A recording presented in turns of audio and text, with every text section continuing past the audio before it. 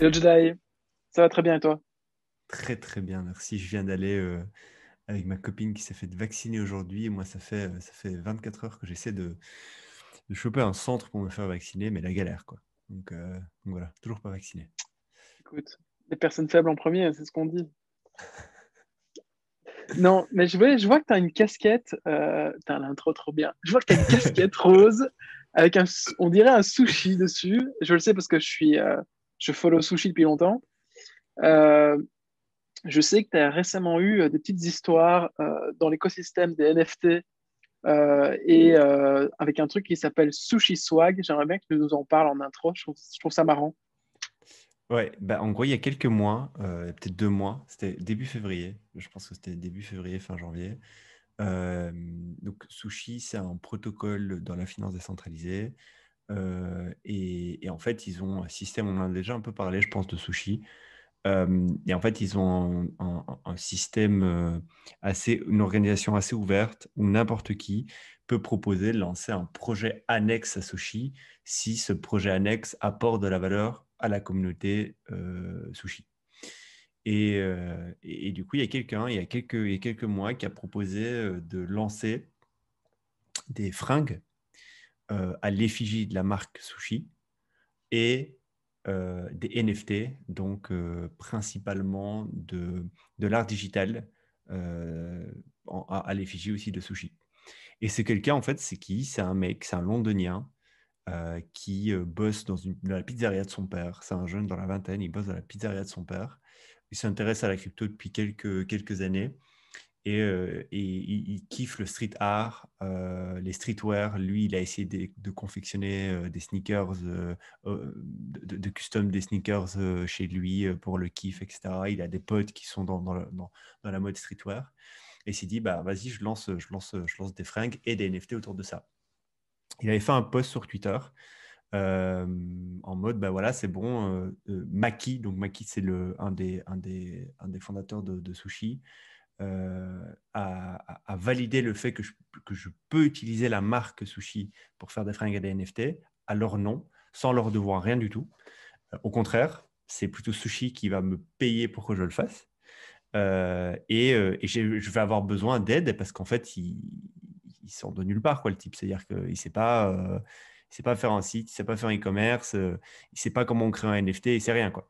Et je lui ai dit, bah, qui veut m'aider? Donc moi, je lui ai envoyé un message à l'époque. Je lui ai dit, écoute, moi, j'ai déjà fait du e-commerce, je peux t'aider sur la partie e-commerce. Je connais rien au NFT. Enfin, je connais le principe des NFT, etc. On a eu Alex, c'est bon, j'ai Mhm. j'ai capté, mais j'ai jamais créé des NFT. Mais si tu veux, tu sais quoi, je t'aide. Et en fait, ça s'est très bien, ça a très bien matché. Il m'a invité sur un Discord, on a été deux, et en fait, on a fait tous les lancements. Là, pour le moment, il y a eu 7 NFT qui ont été lancés, et il y a une quinzaine de fringues qui sont en vente sur la boutique en ligne. Il y a des casquettes comme celle que j'ai, il y a des pulls, il y a des t-shirts, il y a des stickers. Ça, c'est des vêtements que lui, enfin, il outsource la production, mais c'est lui qui design ce qu'il met sur les vêtements. Et récemment, on a fait un drop avec un artiste que j'avais mentionné dans un de nos podcasts tout au début, dans les premiers podcasts, qui s'appelait Si je ne suis pas là, sur Twitter, sur Instagram, qui est un artiste qui défonce tout. En gros, il customise des objets geek rétro avec d'autres références geek rétro. Pour vous donner un exemple, il va prendre une vareuse de foot, un maillot de foot, un peu des années 90, genre les vieilles, un peu vintage, et au lieu de mettre le logo Nike dessus et le nom d'un footballeur, il va mettre dessus le logo de Pokémon avec Dracofeu et derrière écrit Dracofeu avec le numéro 6, quoi. Mhm. Donc voilà, il va mélanger en fait des univers rétro-geek ensemble et il fait des pièces uniques. Et c'est magnifique ce qu'il fait. Et il fait également ça avec les cartes Pokémon. Donc, c'est-à-dire qu'il va prendre une carte Pokémon et il va remplacer le Pokémon de la carte Pokémon par une autre référence. Et par exemple, il fait ça avec des rappeurs. Donc, il va remplacer le Pokémon par un rappeur. Par exemple, il avait fait qui récemment? Frisk Orleans, par exemple. Il avait fait Al Capote. Il en fait plein comme ça. Du coup, je l'ai contacté Et je lui dis, tiens, on aime beaucoup ton univers. Enfin, moi, personnellement, je suis grand fan de son univers. Euh, la crypto, c'est un peu aussi, il y a des références, c'est ça, le monde du mème, il y a des références de dessins animés, il y a des références manga, il y a beaucoup, beaucoup de références manga. Il y a des références des trucs de notre époque, des années 90-80. Est-ce que ça te dit de faire un truc? Le mec connaissait rien au NFT, donc j'ai dû un peu lui expliquer. Il a très vite tout compris, il a dit allez, on y va. Et du coup, on a créé 30 cartes Pokémon qui n'ont pas un Pokémon qui ne représente pas un Pokémon, mais qui représente les cartes énergie. Tu sais, dans Pokémon, tu avais les cartes énergie à l'époque. Mhm. Tu avais 4 ou 5 éléments, je crois, euh, qui représentent chacune les cartes énergie. Et en fait, on a remplacé l'énergie par l'énergie sushi. Et donc, tu as une carte physique et en plus d'avoir la carte physique, tu as un NFT. Et le principe, c'était quoi? C'était de vendre 30 NFT.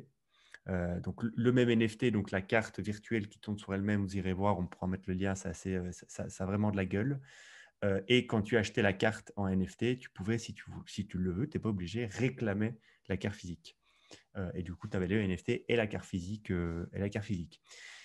Ça a fait un carton, on a sold out en 15 minutes.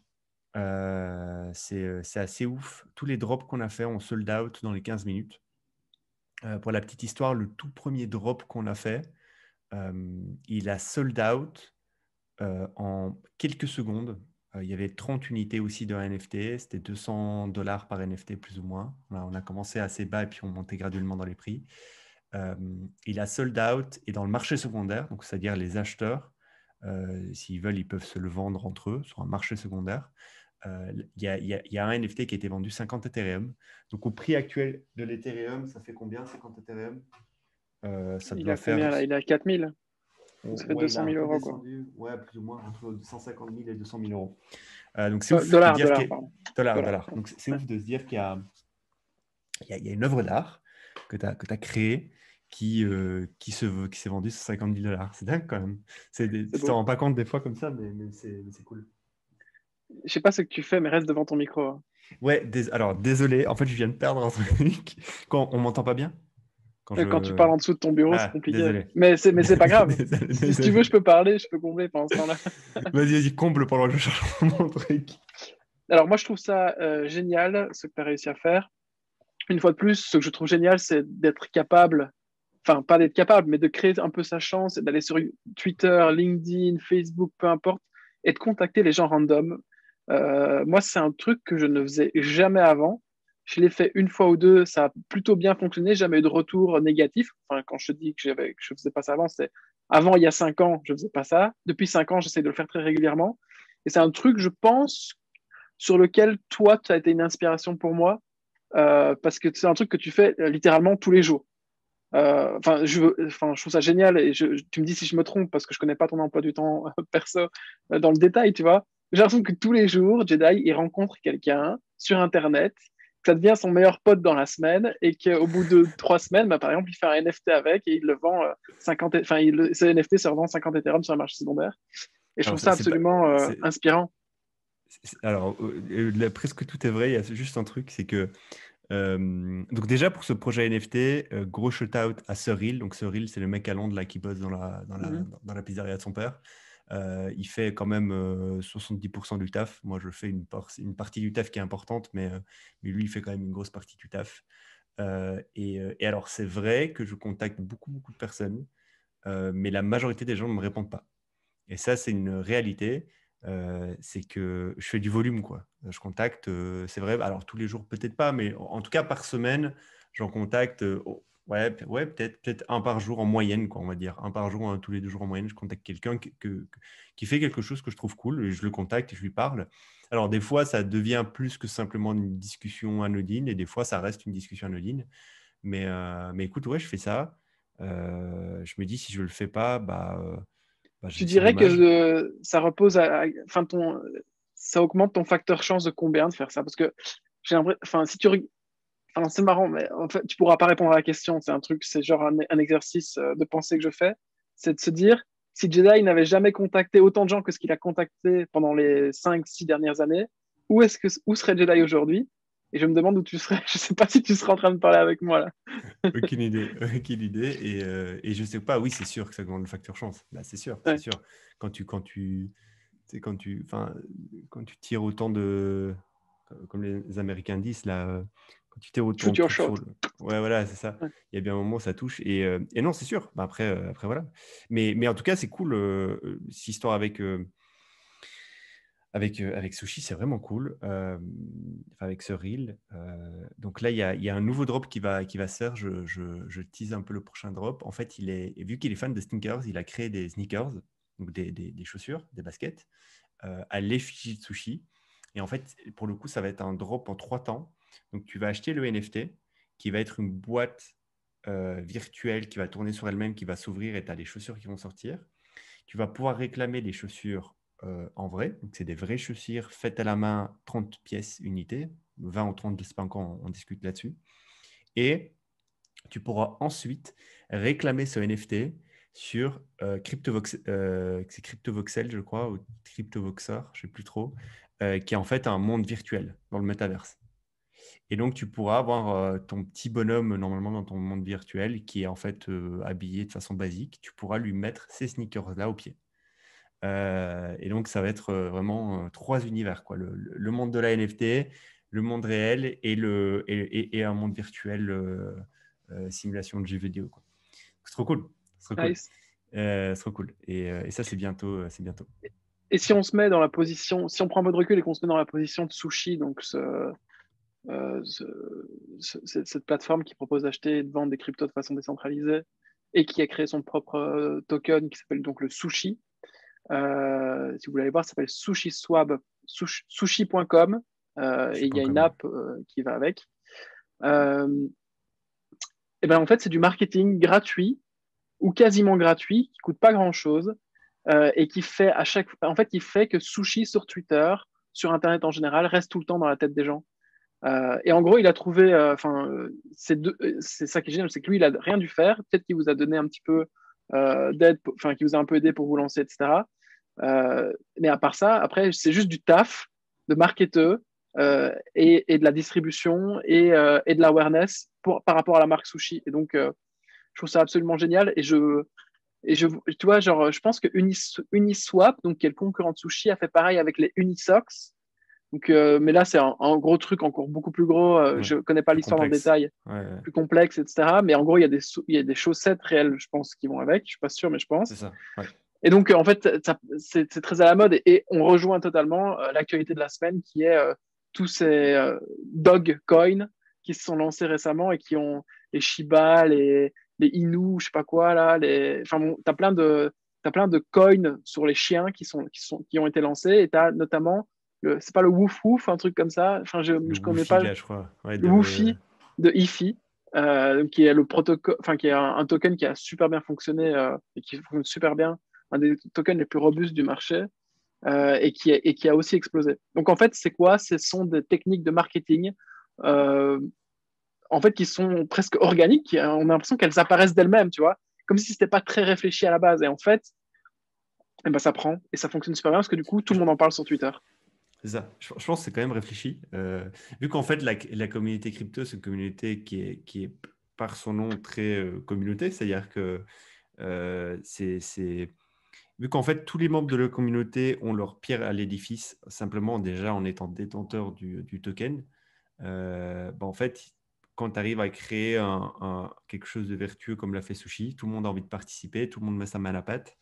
Et tu vois, par exemple, ce projet-là, donc sushiswag.com, vous irez voir le e-commerce, en fait, Sushi a carrément payé ce reel pour le faire, quoi. Genre, il a donné une donation, il a donné un grant.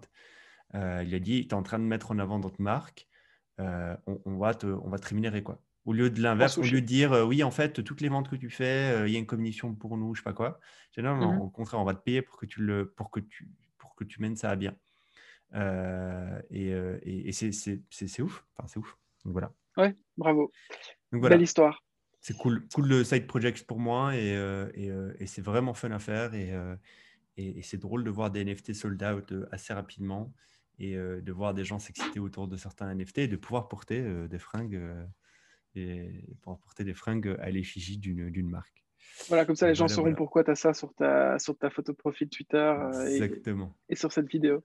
Ok, cool. Bon, bah écoute, moi, j'ai un business dont j'ai envie de te parler Vas-y. qui est un peu plus sérieux. C'est du e-commerce sur Amazon.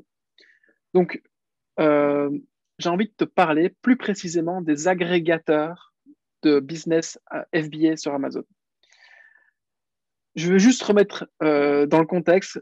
Tout le monde sait ce que c'est Amazon. Tout le monde a entendu parler de Jeff Bezos qui a step down as a CEO récemment. Tout le monde a entendu parler des histoires de salaire minimum pour les employés, etc. Mais j'aimerais bien quand même rappeler quelques chiffres clés pour que tout le monde comprenne bien ce que ça veut dire Amazon et à quel point c'est une plateforme gigantesque. Amazon, c'est 1,2 million d'employés. C'est 382 milliards de revenus en 2020.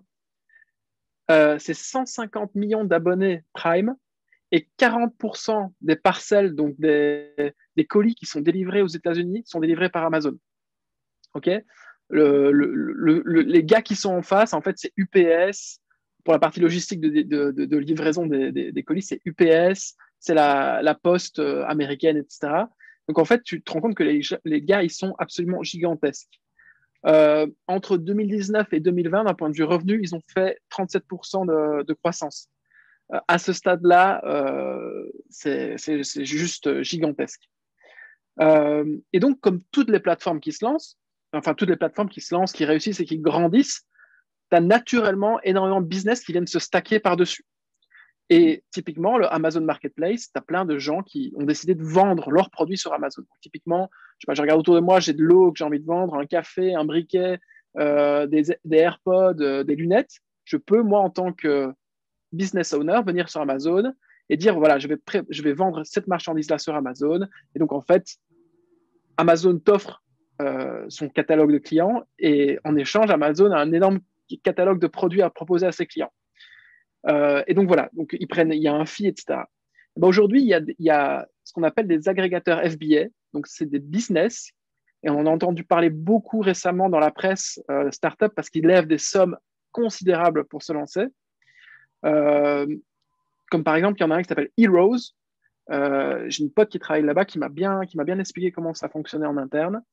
Donc, Heroes, donc c'est un agrégateur de business sur Amazon. Qu'est-ce qu'ils font? Ils repèrent sur Amazon des business qui font entre plusieurs centaines de milliers d'euros, plusieurs millions d'euros de chiffre d'affaires par an et qui, en fait, arrivent à un plafond de verre. Donc, ces business-là, qu'est-ce qui se passe en fait? Pourquoi est-ce que ces business-là ont du mal à scale? C'est parce qu'il y a de plus en plus de concurrence et il faut énormément d'expertise à partir d'un moment pour se démarquer sur la plateforme, tu vois. Et du coup, Heroes, donc un agrégateur typique, qu'est-ce qu'il fait? Il va trouver ce business-là, il lui propose un deal, il dit, OK, mon gars, nous, on a une team d'experts avec nous, on a énormément de cash, parce qu'on a levé énormément d'argent, on va racheter ton business et on va le faire passer à l'étape supérieure. On va le professionnaliser, on va lui donner un vrai branding, on va mieux sourcer les produits, etc., etc. Donc, en fait, tout devient beaucoup plus carré.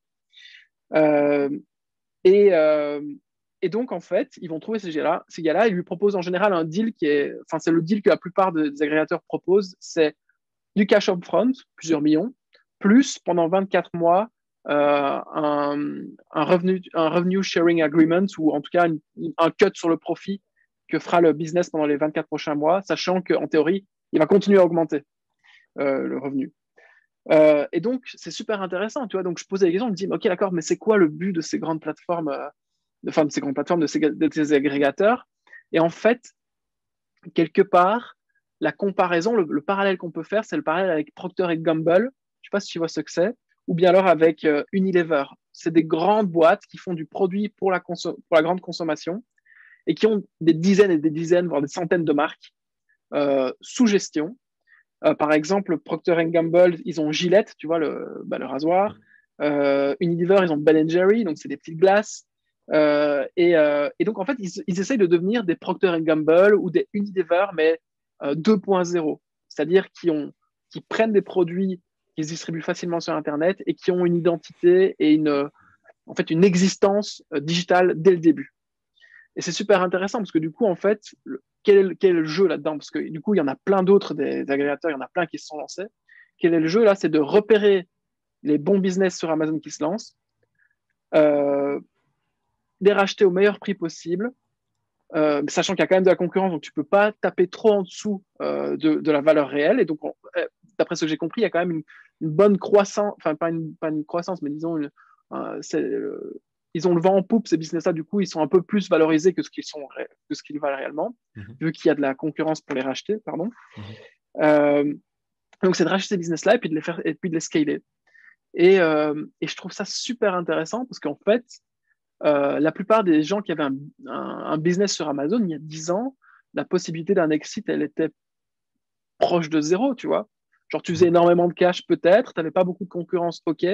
Mais quoi, à la fin, quand tu avais bâti ton business, eh ben, tu avais peu de chances de te le faire racheter et d'avoir un exit avec du cash frais qui te vient directement dans la poche. Donc, je trouve ça intéressant qu'il y ait ce genre de business qui viennent se stacker, qui organise en fait la couche supérieure à Amazon. Après, il y a un énorme risque, d'après ce que j'ai compris, c'est que en fait, c'est le risque de ce qu'on appelle le risque plateforme. La totalité, la majorité, c'est pas la totalité de leur vente passe par Amazon. Du coup, si un jour Amazon fait un changement de politique ou lance son propre produit en white labeling, etc., tu vois, donc tu te rends compte en fait à quel point c'est un petit peu tendancieux de faire un business là-dessus. Et donc voilà, je trouve c'est intéressant. Il y en a plein qui se sont lancés. Ils lèvent des centaines de millions d'euros avant même d'avoir, la plupart du temps, racheté déjà un business. Et en fait, c'est quoi le type de profil qui monte ce genre de boîte-là? C'est des mecs qui sont carrés depuis le berceau, quoi.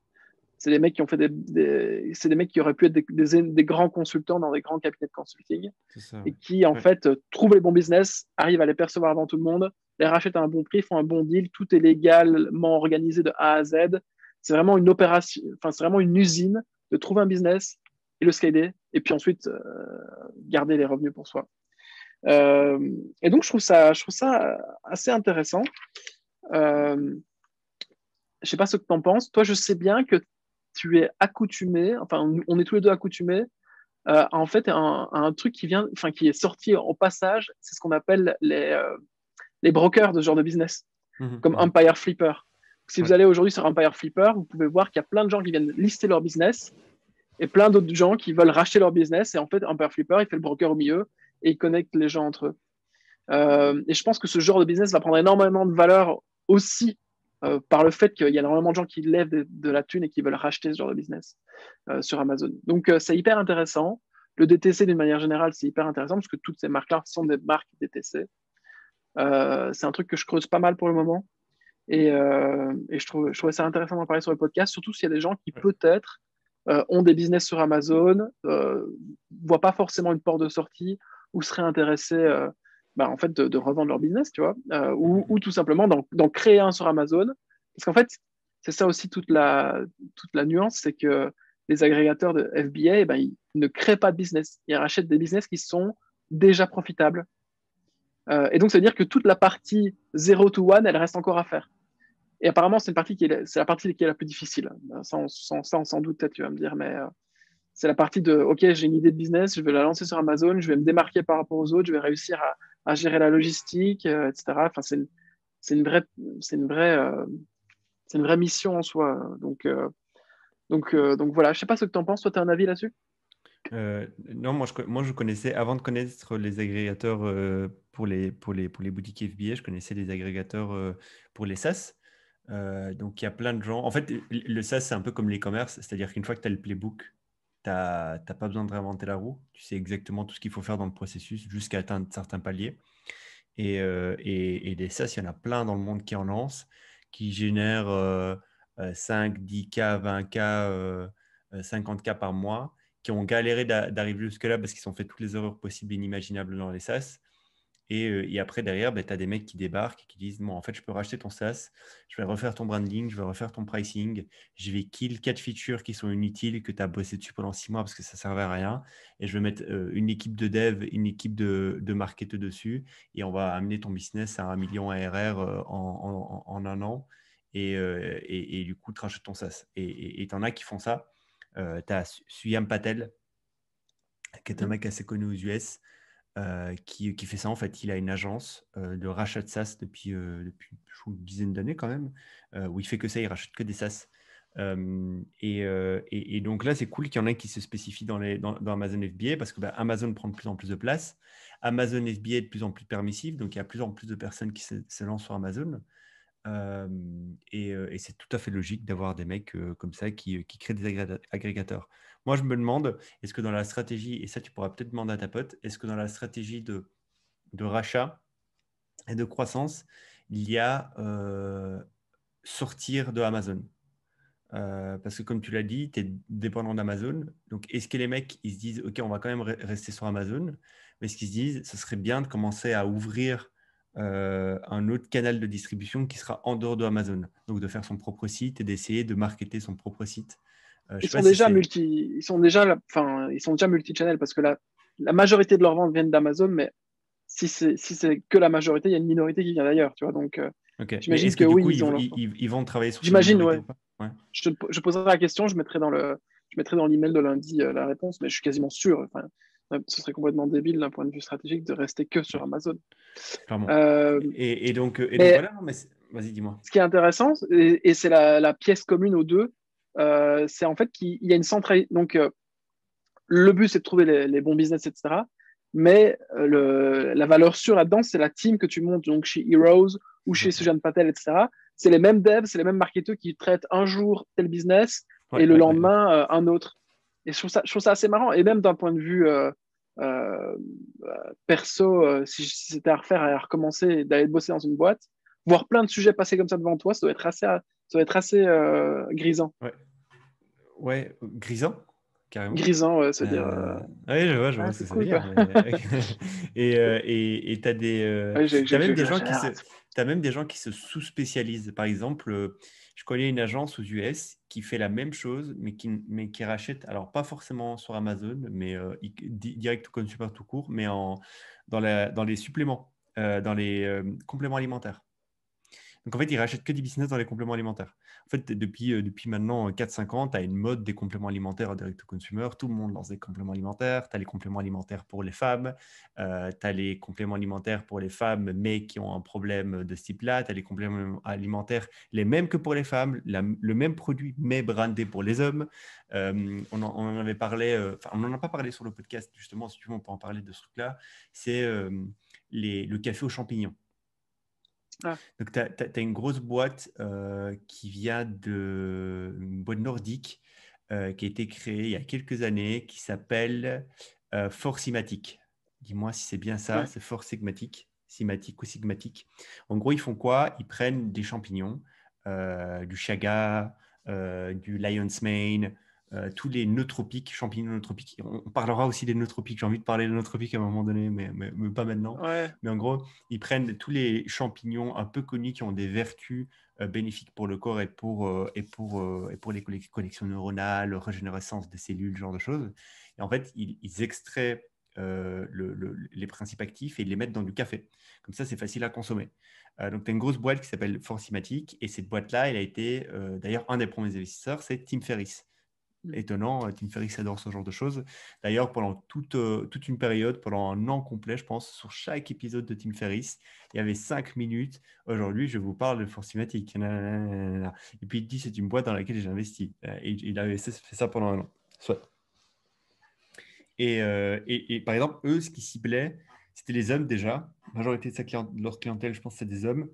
Et c'était des hommes qui essayaient au début de tester ce genre de produits pour être une meilleure version d'eux-mêmes physiquement et au niveau de leur capacité cognitive. Donc, ils ciblaient beaucoup les étudiants et les entrepreneurs, surtout les entrepreneurs qui avaient besoin d'être concentrés, etc.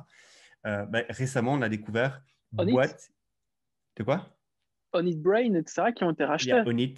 Il y a Onit aussi qui fait ce genre de choses. Alors, ils font pas du café, ils font juste des compléments, mais ouais, tu avais Ouais. Onit. Enfin, t'en as plein, t'en as des milliers, mais effectivement. Et du coup, récemment, je me suis fait cibler sur Facebook sur Instagram par une boîte qui fait exactement la même chose. Donc, c'est les mêmes sachets, c'est les mêmes principes actifs, c'est les mêmes dosages, c'est dans du café en France pour les femmes. Et en fait, le même produit, donc le Lion's Mane, au lieu de le brander en mode vos neurones vont se régénérer plus vite, ça va être en mode. En fait, ça aussi, ça va être plutôt même pas aussi, ça va être focalisé sur. En fait, ça améliore la qualité de vos cheveux. Et donc, tu es brandé pour les femmes qui ont envie d'améliorer la qualité de leurs cheveux ou les qualités de leur peau. Et Donc, ça, en marketing, c'est ce qu'on appelle la création de catégorie ouais, c'est ça. euh, C'est pour ça. le Et même pourtant, c'est le produit. même produit. C'est Ouais. exactement le même produit. Et du coup, ce qui est intéressant, c'est que et du coup, cette boîte, enfin, je vous parlais à la base d'une boîte aux US qui fait la même chose que ce que fait Heroes. Ils rachètent que des boîtes dans les compléments alimentaires parce qu'en fait, ils ont un playbook. Hmm. Ils savent comment ça marche. Ils ont les fournisseurs. Ils ont tout ce qu'il faut. Et du coup, ils s'amusent à racheter des boîtes de compléments alimentaires pour les rebrander en mieux, pour avoir des meilleurs fournisseurs moins chers, de la logistique moins chère. Et ils ont des canaux de distribution qui maîtrisent sur les compléments alimentaires. Du coup, voilà. Non, c'est intéressant, Heroes. On verra où ça mène. Moi, je me demande, enfin, je me demande pas du tout. On verra où ça mène, mais je suis assez curieux. Et en plus, t'as une pote qui bosse là-bas, donc c'est trop bien parce qu'elle pourra nous tenir au courant de l'avancement de tout ça. Moi, j'aimerais même Euh, dire s'il y a c'est des questions sur lesquelles je peux pas forcément communiquer ici, mais moi, les grandes questions que je pose et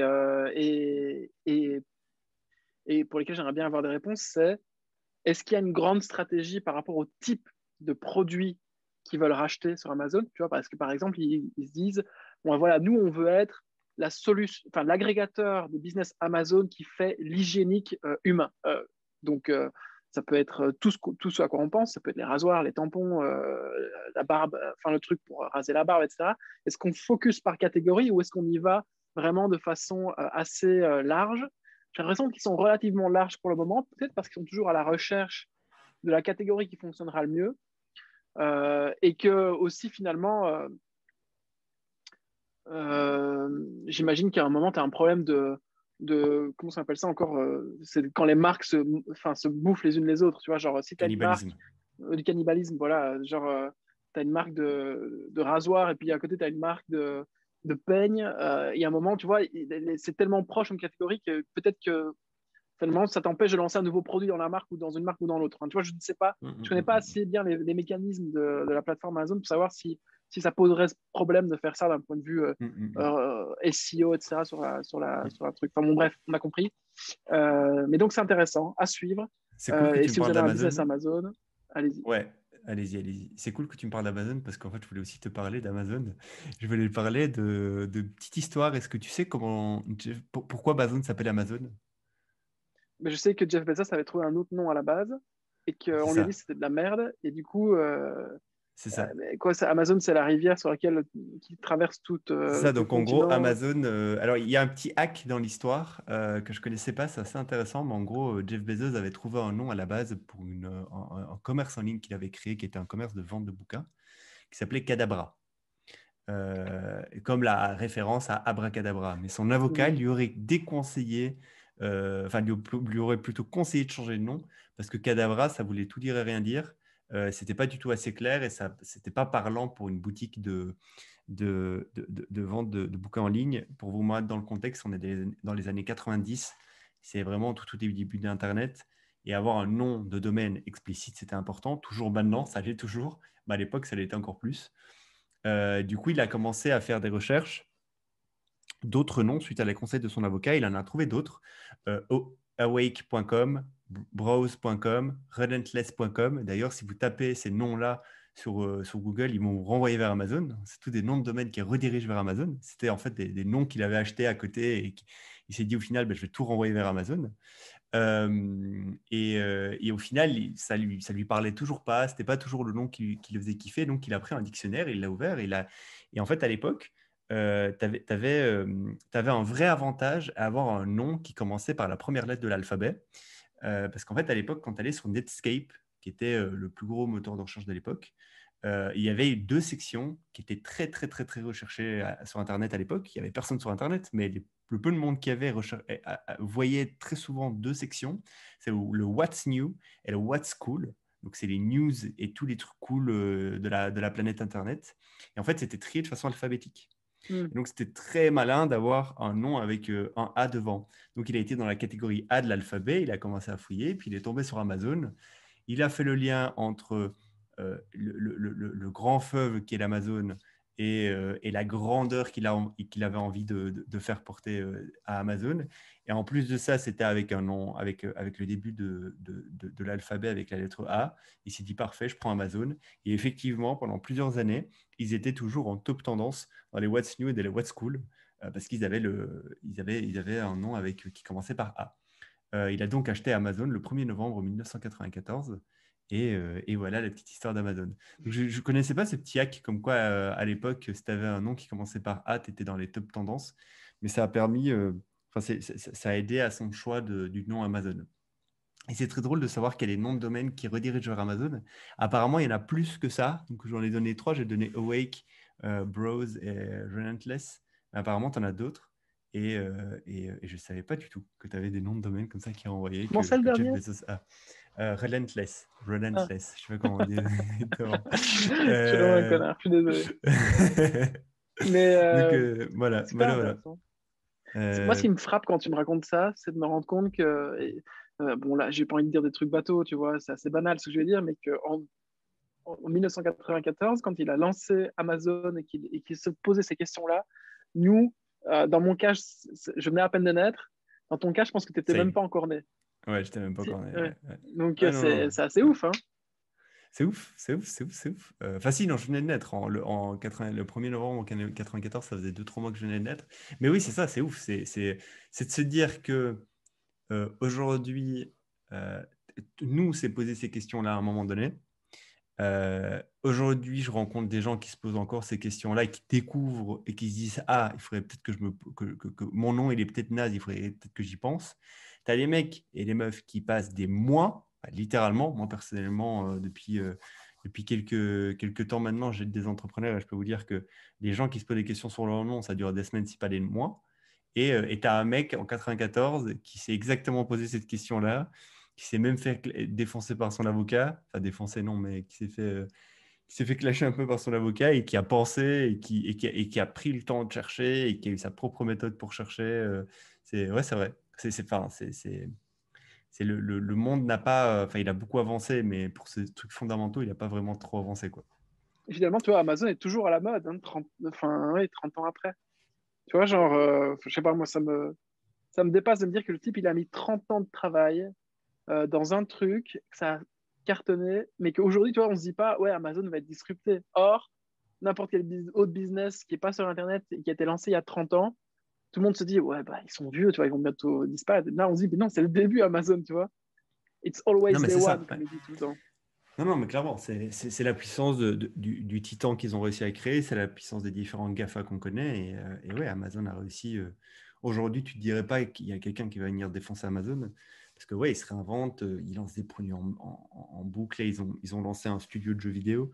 Ils sont en train de développer un jeu qui s'appelle New World, qui est censé être un compétiteur de World of Warcraft, un gros MMORPG. Ils arrivent à faire tout ça, quoi. Donc ouais. Ils refont le Seigneur des Anneaux aussi. Ça, je Ouais, l'attends de pied ferme. ils font Ouais, plein de choses. Ils font plein de choses. c'était Donc c'était voilà, ta petite histoire? petite histoire d'Amazon, ouais. Ok.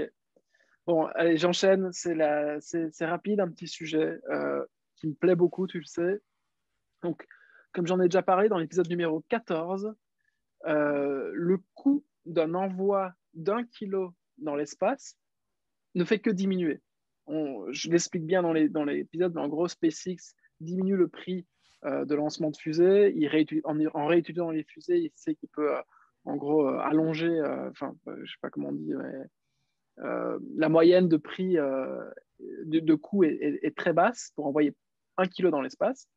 J'avais parlé de Varda, qui est une mini-usine dans l'espace qui est en train de se créer, qui a levé des millions.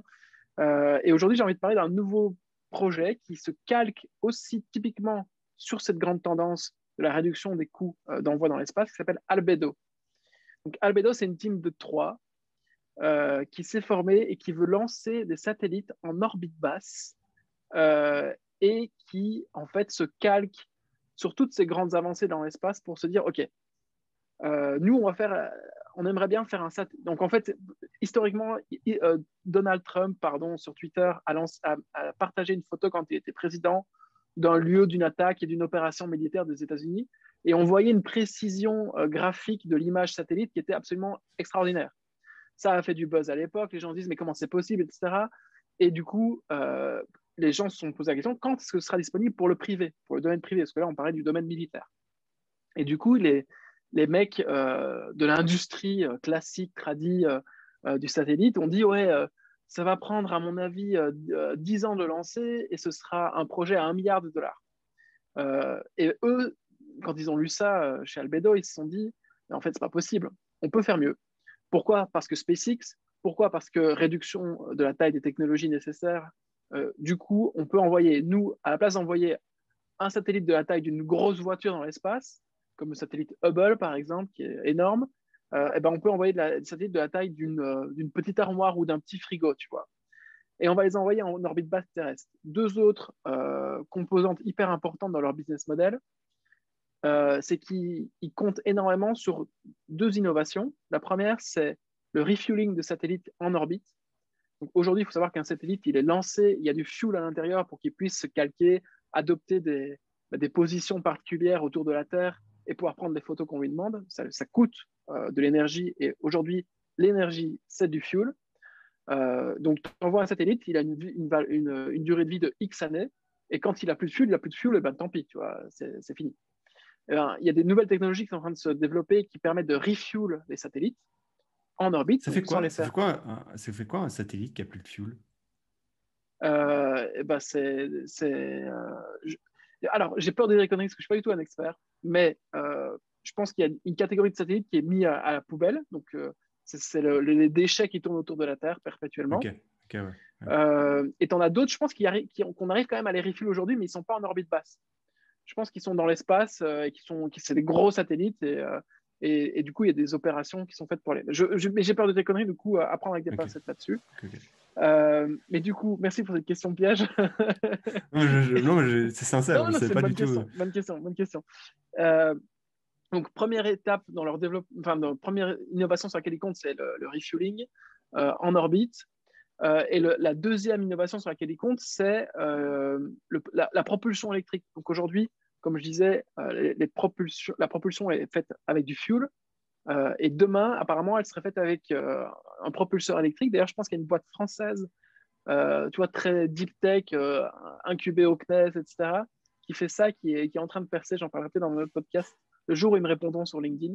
Parce que ça, c'est un des gros problèmes de la deep tech. C'est que les gens, je sais pas, là, j'ai envie de rager parce qu'il y a eu un commentaire d'un type scientifique sur une autre vidéo où il essaie de. Enfin, C'est vrai? je sais pas si tu as vu, mais Non, non, je bref. peux. Vas-y. Non, mais dis-moi, Non, mais en j'ai pas gros, vu. il disait, ouais, les gars, votre analyse, enfin, votre compréhension euh, de l'émergence du savoir scientifique, elle est quand même très. Enfin, en gros, il dit, vous êtes des merdes, vous n'avez pas compris ce dont vous parliez. Et je pensais Ok. qu'on avait fait un gros cavite en entrant en disant, on n'est pas des scientifiques. Alors, j'ai répondu, mais bref, on s'en fout, mais un gros problème dans la deep tech, ou dans space tech, etc., c'est que j'ai l'impression que les mecs, ils répondent pas. Tu vois, tu disais tout à l'heure que tu contactais des dizaines de personnes, Non, non, ils finalement, répondent au pas. cours d'une année. Non, non, ils Dans sont la dans leur deep monde, tech, dans leur labo. T'oublies, quoi. Pour eux, il y a que leur monde qui compte. Enfin, oui, non. ah, moi, ça me rend fou, hein. Je te jure, je Ouais, deviens violent. Genre, et même les mecs qui lancent des startups alors, tu vois, je me dis, OK, ils sont occupés, j'ai pas. Je me dis aussi, tu vois, moi, on reçoit tous les deux des messages de temps en temps qui sont un petit peu incongrus. Tu te demandes, mais pourquoi le mec te pose cette question-là? C'est qui ce gars, tu vois? Et je me dis, bon, peut-être que je passe pour quelqu'un qui est complètement incongru, qui n'a rien à voir là-dedans, et pourquoi tu poses des questions, tu vois? Mais j'ai l'impression quand même qu'il y a une espèce mais des gens, du coup, de ouverts complexe de d'esprit et qui se supériorité. disent. Ouais, c'est ça. Ouais, Il y a des gens ouverts d'esprit qui se disent, bon, bah, la discussion en tout cas, je peux apprendre quelque chose à quelqu'un. Peut-être que même qu'un jour, ça va apporter quelque chose. Et puis, il y a des gens qui disent, non, mais je suis fermé, quoi. Et enfin, voilà. j'ai essayé de contacter des gens dans la space tech. En général, j'ai pas de réponse. Euh, et au-delà de la frustration que ça crée, je sais plus pourquoi je disais ça. Ah oui, par rapport à cette boîte dans la space tech française qui me répond pas. Bref, du coup, euh, satellite de la taille d'un frigo, vu qu'il est en orbite basse, il prend des photos avec une résolution qui est 9 fois supérieure à la résolution actuelle. Ils permettent aussi de prendre des photos thermiques qui, elle, apparemment, serait 1000 fois supérieure à la résolution actuelle, et c'est absolument génial. On passe de 30 cm de résolution par pixel à 10 cm. Et on se demande, OK, d'accord, à quoi ça sert de prendre des photos de la Terre? Et ben en fait, ça tu le sais, je le sais, mais je le dis quand même pour l'audience, pour les assurances. Typiquement, tu as un problème, on a volé ta voiture, on a fait brûler ta voiture, etc. Ou bien alors ta maison, il y a un ouragan qui est passé, il y a un avant, un après, et ben les satellites ils peuvent montrer l'avant, montrer l'après, et voir à quel point les dégâts sont superficiels ou à quel point ils ne le sont pas du tout, justement. Pour l'agriculture, faire des enquêtes sur les récoltes. OK, tu vois, typiquement, tel champ a reçu tel traitement, l'autre a reçu un autre traitement, lequel a été le plus productif cette année-là, etc. Et ça, c'est grâce aux satellites, pour le renseignement, ça c'est logique. Et un truc qui disent les gars chez Albedo, c'est tout simplement pour la gestion de forêt. Ça coûte des dizaines et des centaines de millions la gestion des feux de forêt chaque année. À chaque fois qu'il y en a un qui se déclare et qui s'embrase, ça coûte des millions en termes d'assurance, etc. Si on arrivait à percevoir par les satellites soit l'émergence du feu, soit comment il va se répandre, etc., tu vois, en regardant la direction des vents, en regardant d'en haut comment ça se passe, tu vois, on arriverait à intervenir aux endroits clés pour pouvoir réduire la note à la fin, tu vois. Donc c'est assez poussé en fait. Et puis, et puis donc ça a un tas d'applications. Et là où ils mettent la ligne chez Albedo, où ils disent, bon, nous, on ne fera pas ça, c'est qu'en gros, ils disent, on veut être l'API de l'imagerie satellitaire. C'est tout ce qu'on veut être, pas plus. Ils vont lancer une constellation qui va tourner en permanence autour de la Terre, qui vont faire des photos d'une résolution absolument extraordinaire. Et derrière, ils vont créer, exactement comme j'en parlais tout à l'heure avec Amazon, une espèce de plateforme sur laquelle les gens vont pouvoir venir build des business. Ou bien vont pouvoir venir brancher leur nouvelle API d'images satellitaires.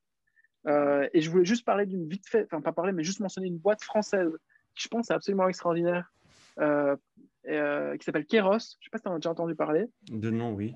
Donc c'est Kayros, qui en fait fait de l'analyse d'images satellites pour les grands comptes, typiquement Total, etc. Ils font de l'analyse de pipeline, ils font de l'analyse je pense qu'ils font aussi de l'analyse d'un point de vue industriel, comment les boîtes se développent, etc. Ils arrivent, genre, tu as un puits de pétrole qui vient de se créer, il y a autant de camions qui viennent, qui rentrent, tu vois, genre, on arrive à faire des calculs relativement forts par rapport à ça et qui sont sur lesquels qui sont actionnables, en fait. Et eux, en fait, leur business, c'est toute la partie business d'application de l'imagerie satellitaire. Ils utilisent l'intelligence artificielle, apparemment, j'en sais rien. Mais voilà, c'était pour mentionner cette boîte-là, parce que je trouve qu'elle est pas mal. C'est une boîte qui m'a toujours un peu intrigué.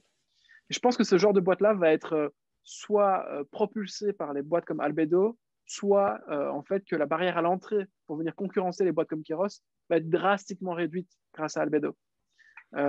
Et donc voilà, c'était C'est ça, la il y a des petite. choses. Est-ce Ouais. qu'il y a assez de demande pour ce genre de produit? Je pense que oui.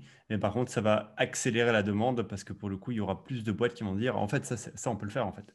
Mm. Euh, Peut-être qu'il y a des sociétés qui font déjà appel à des boîtes externes pour ce genre de service, qui payent des fortunes et qui demain, si tu leur donnes accès à une API, en fait, elles peuvent prendre deux ingénieurs en interne qui vont faire les mêmes analyses juste avec l'API et qui va coûter 10 fois moins cher.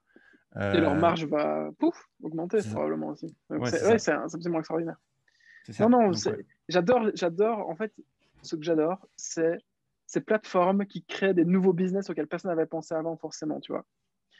Ou qui démocratisent l'accès à ce business-là, tu vois. Genre, il y a 20 ans, créer un business e-commerce, c'était impossible. Grâce à Amazon, tu le pouvais. Dans 5 ans, quand Albedo a lancé tous ses satellites, et il y en a plein des Albedo, hein, c'est vraiment un mouvement, un mouvement de création de boîtes qui est assez répandu.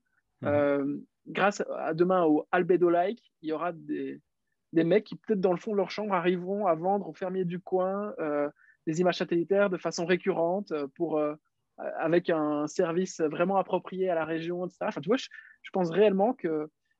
Et ça rejoint exactement toute cette théorie. Tu vois, on dit, ouais, quand on a inventé l'eau courante, qu'est-ce qui est advenu des porteurs d'eau, etc. Et les gens ont tendance à avoir du mal à imaginer à quoi ressembleront les travaux, l'industrie du travail de demain, eh ben, je pense que typiquement, ça, c'est un exemple concret des nouveaux métiers vont émerger. On ne sait pas encore à quoi ils vont ressembler, mais ils viendront se stacker par-dessus des plateformes existantes. Donc voilà, c'était la Space News de la semaine. Trop cool, trop cool, trop cool. Écoute, si tu veux, on peut s'arrêter là. Ça fait 1 heure qu'on parle. T'avais pas un On truc peut... dont tu voulais parler, toi? Non? Oui, mais je vais le réserver pour la fois prochaine. Je vais creuser un Ah, peu plus et je le réserverai pour la fois ah, prochaine. ok. On a parlé de sushi, c'était pas prévu, donc voilà. Écoute, 27e épisode, je pense, c'est Ouais, ça? Ouais, cool. On boucle là. N'oubliez pas, likez la vidéo sur YouTube, allez mettre 5 étoiles et un commentaire, il y a bien un et avec, un commentaire sur l'Apple Podcast. Et si vous n'êtes pas sur YouTube ni sur l'Apple Podcast, juste partagez l'épisode à un de vos amis. Et n'oubliez pas de vous inscrire sur la newsletter farmspot.co. On mettra le lien en description. Quelque chose à rajouter, absolument camarade? rien, mon cher camarade. Cool. Bon, bah On se bonne journée capte. à toi. On se Toi capte. aussi. Ciao, ciao. Ciao, ciao.